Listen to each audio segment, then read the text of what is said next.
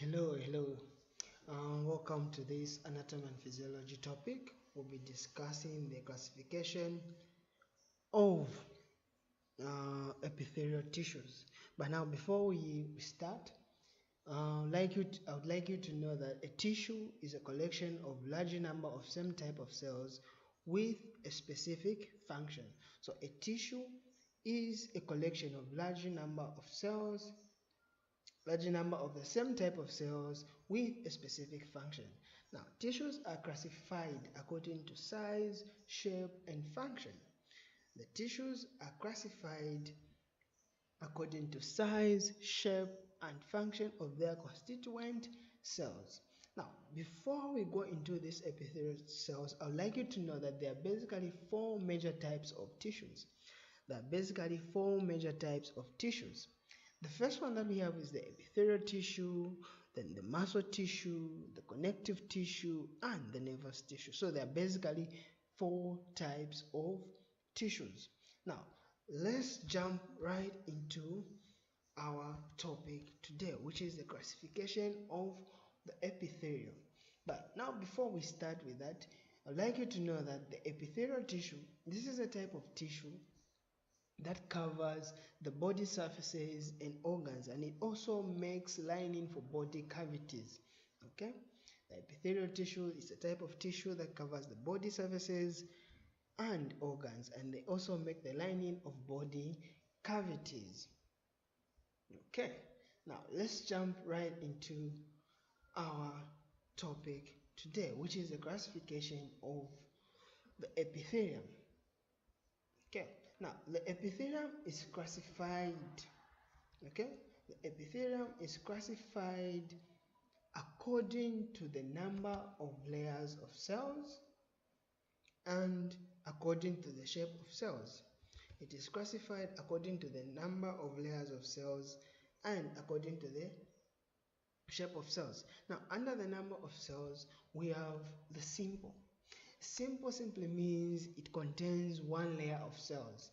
Okay, simple simply means it contains one layer of cells, of which each extends from the basement membrane to the free surface. And then we have stratified. Stratified, this is a type, or this is where there are more layers of cells, more than one layer of cells. Okay, and then we have the pseudo-stratified epithelium. The pseudo-stratified epithelium, this one, it appears to be stratified, however it contains a single layer of cells. It appears to be stratified, however it appears to be stratified, and usually it is pseudo-stratified columnar. You get to know the columnar where it is coming from.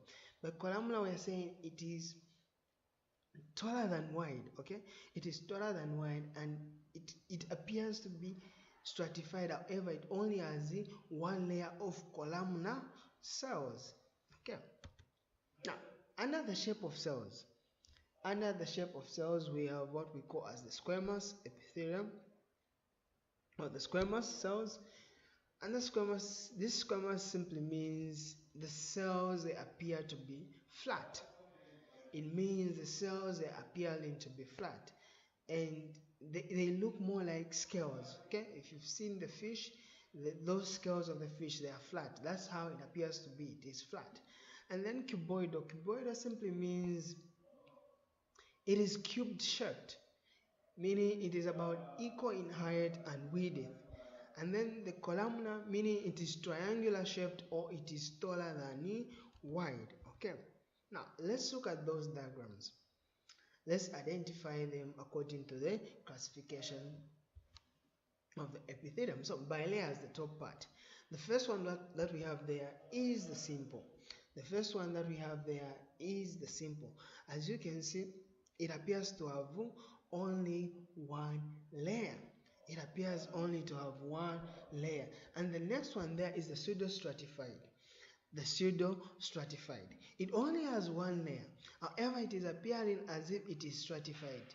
But if you look closely at it, it is only the pseudo-stratified columnar, meaning it only has one layer, and then it is taller than wide. Okay, and then the last one there is what we're calling as the stratified.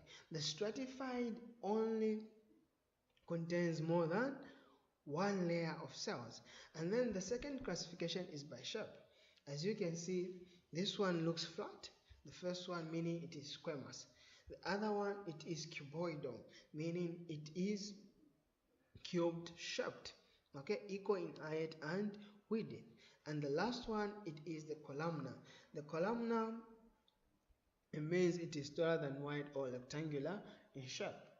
Okay, now let's look at these in details.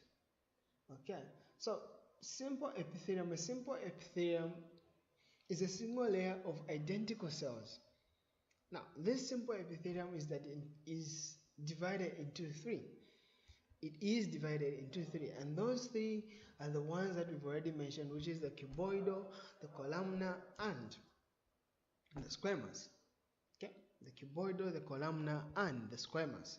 So, the more active the tissue, the taller it is. The more active the tissue, the taller it is. Okay, now let's look at the simple squamous epithelium. By simple, remember we're saying it contains one layer, and squamous we're saying it is flat. So we're talking about an epithelium which is flat and contains one layer. Okay, so it is a single layer of flats, like I said, and the other name for this simple squamous epithelium is called pavement epithelium. It is called pavement epithelium. Now, this type of epithelium, the cells, they fit together like flat stones, making a smooth membrane across which diffusion occurs. They fit together like flat stones, making a smooth membrane across which diffusion occurs. Let's look at the next type of the epithelium, which is the cuboidal.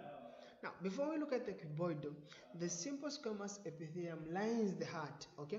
It lines the heart, it also lines the blood vessels and the lymph vessels, the alveoli of the lungs, and also the collecting ducts of the nephron, okay? Now, let's look at the simple cuboidal epithelium. By simple, already know that it only contains one layer. Cuboidal, we know that it is cubed shaped. So we are talking about an epithelium which contains one layer of cells and they are cubed shaped. Okay, they are cubed shaped. Okay, now this kind of epithelium is found on kidney tubules and the thyroid gland. The functions of this simple cuboidal epithelium, its function is for secretion, absorption, or excretion. Okay. Okay. Now let's look at the other type of epithelium. Simple columnar epithelium, meaning it contains one layer of cells and it is triangular shaped, or it is taller than wide. Okay. Now, this type of epithelium, it is found lying in the stomach. It is found lying in the stomach. It is also found in the small intestines with the macrovilli. It is also found in the respiratory tract, specifically the trachea, with the cilium. Okay, now the functions of this simple columnar epithelium is for absorption of nutrients, secretion of mucus, and it also acts as a protective barrier, specifically from acids. So we talked of it lying in the stomach. So it acts as a protective barrier in the stomach. Okay. Now let's look at the stratified epithelium.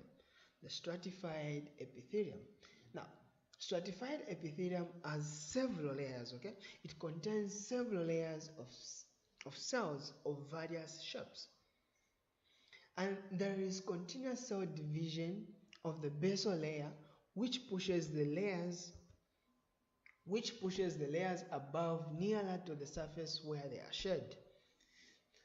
there is continuous cell division of the basal layer, which pushes the layers above nearer to the surface where they are shed.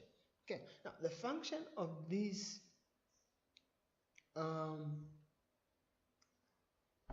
stratified epithelium is that it protects the structures below from tear and from wear. An example of that is the skin. Now, there are two main types of this stratified epithelium. There is the stratified squamous epithelium and there is the transitional epithelium. Let's look at the stratified squamous epithelium.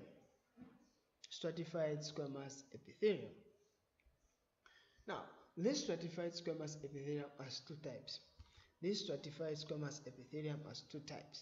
There is a keratinized stratified squamous epithelium and the non-keratinized squamous epithelium. Let's start by looking at the keratinized stratified squamous epithelium. Okay. Now, the keratinized stratified squamous epithelium is found on dry surfaces, which are subjected to tear and wear. An example of such is the skin, the nails, and the hair. Now, the cells on the surfaces of this keratinized stratified squamous epithelium are dead and they do not have a nucleus. The keratinized stratified squamous epithelium contains the protein keratin, hence the name keratinized stratified squamous epithelium. Okay, meaning we're talking of an epithelium that contains the protein keratin and it has many layers and it is flat. Okay. Now let's look at the second type, which is the non-keratinized stratified epithelium. The non-keratinized stratified squamous epithelium. Now, this one, it doesn't contain the protein keratin and it is found on moisty surfaces which are subjected to tear and wear. Okay? For example, the conjunctiva of the eyes. It is also found lining the mouth and the esophagus, and you can also find it in the vagina, on the vagina. Okay. Now, the function of this non-keratinized stratified epithelium is to protect the surfaces from tear and wear. Okay. And then the last type of this stratified epithelium is the transitional epithelium. This transitional epithelium has several layers of cells which are pear-shaped, and it lines the urinary tract, including the urinary bladder, and it also allows the bladder to stretch as it fills up. Okay, so now a quick recap of this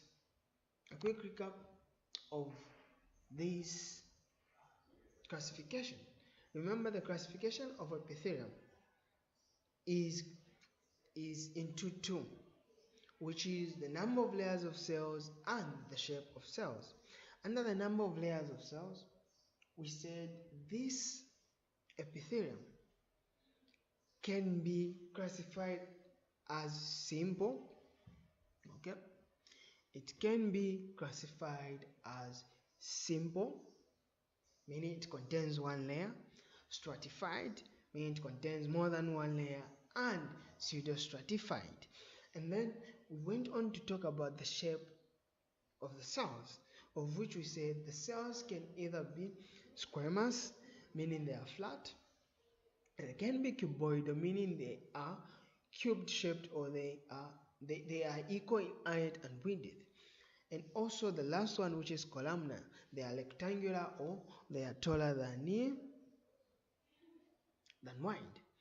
And then we classify them to say we have simple squamous epithelium, simple cuboidal epithelium, simple columnar epithelium, and then we went on to the stratified epithelium. The stratified, we said there are two types. There's keratinized stratified squamous epithelium and there is non-keratinized stratified epithelium. The keratinized contains the protein keratin and hence it is found on dry surfaces, and the non-keratinized is found on moisty surfaces. And the last type of the stratified epithelium we talked about is the transition. Okay, now we've come to the end of this topic, which is the classification of the epithelium. Make sure that you subscribe to see more videos when I post. Okay.